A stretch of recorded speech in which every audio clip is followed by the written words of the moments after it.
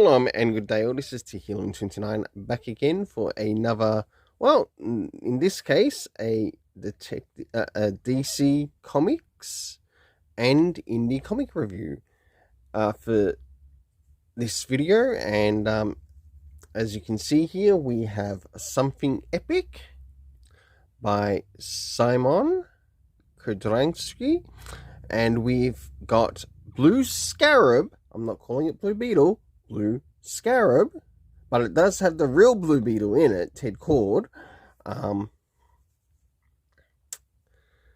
Even though this series focuses on Jaime Reyes, who has the Blue Scarab, not the Blue Beetle.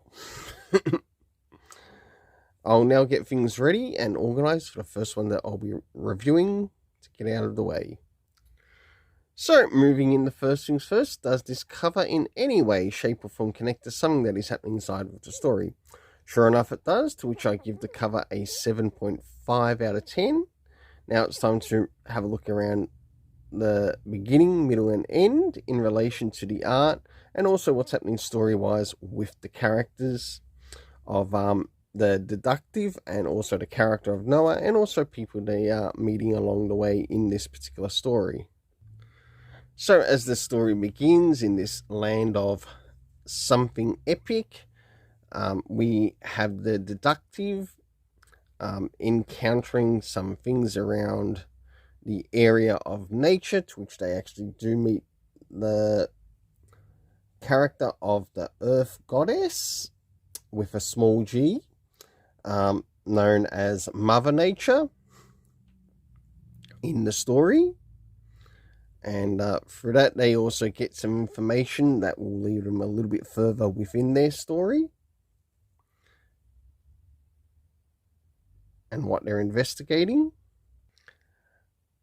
As we start to move towards the middle of the story, and also looking at the art is very consistent throughout, which is really good. They do end up meeting with the character of Hades along the way, who gives them a little bit of information to help them out. And last but not least, we finally move towards the end, to which we have move into, I guess, Egyptian related content within the story, but we don't really get the name of the character, even though I know in the Egyptian it would probably be Horus, but I think they may have named this character differently in the story. But it wasn't very precise as to what the character's name was. So for the internal art, I give it a 7.5 out of 10. Now it's time to move in relation to the area of the story. First things first, considering how far we are issue-wise, did we get any comic references to any of the previous issues?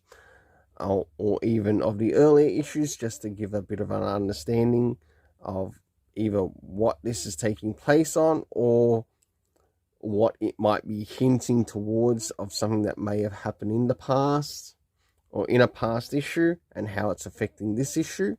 The answer is no, we didn't. Next is the area of time. We got no indication of time. The locations, okay, we saw locations, but we didn't get the names of those locations, which I think would really start to help build up the story, or build up the world a little bit better within the story. And last but not least is the cast of characters. We had the deductive, we had the female protag as Noah, without a H. We ended up meeting the character of the Earth Goddess, Mother Nature, which would also be called Gaia in some form of, I guess, mythological sense for others. We also had the character of Santa, the Loch Ness Monster, and last but not least, the character of Hades. For the overall story rating, I give it a 7 out of 10. I do feel like the story quality slightly dropped a bit, but even though the story quality might have dropped, the art quality is still great. Now it's time to move into Blue Scarab, issue 10. Yes, I call it Blue Scarab because this is focusing on the Scarab wielder, Jaime Reyes, not Blue Beetle, Ted Cord, or the original, or the one before him. So, moving into first things first, does this cover in any way, shape, or form connect to something that is happening inside of the story? In some essence, it sort of does, but it's not really strong in what it's trying to bring across, to which I give the cover a 6.5 out of 10. Now it's time to move in relation to the area of the internal art around the beginning, middle, and the end of story, and also what's happening story-wise with the characters. So let's get started as to having a look around the beginning, middle, and end in relation to the art of this story. So as the story begins, we catch up with Jaime Reyes, who's caught up with Brenda, and they're trying to stop the character of Pinnacle within the story. Some great news, we do get to see the character of Ted Cord make an appearance, which was really great. One of the original Blue Beetles. So as we start to jump towards the middle of the story, we finally catch up with Ted Cord, who is flying one of his aircraft, alongside with Jaime Reyes, Blue Scarab. And last but not least, towards the end, to which we get a reunion with a number of characters. For the internal art, I give it a 7 out of 10. Now it's time to move in relation to the area of the story. So first things first, considering how far we are comic-wise, did we get any comic references to any of the previous comics?